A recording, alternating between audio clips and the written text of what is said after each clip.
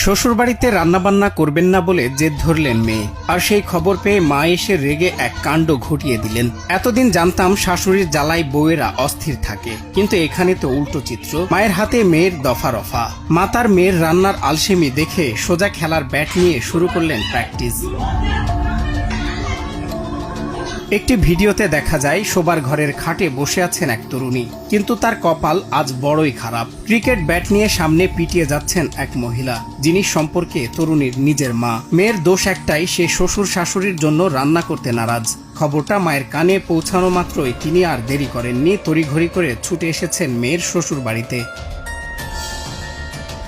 ভিডিওতে আরো দেখা যায় মার হাত থেকে বাঁচতে তরুণী বিছানায় শুয়ে পড়ে ক্ষমা চাইতে বারবার আকুতি জানাচ্ছেন। পাশে থাকা তরুণটি তাকে বাঁচানোর চেষ্টা করলেও মায়ের সামনে পাত্তা পায়নি কেউ। মা যেন জেদ ধরেছেন, রান্না যদি না করিস তবে ব্যাট দিয়ে তোকে বোঝাবো।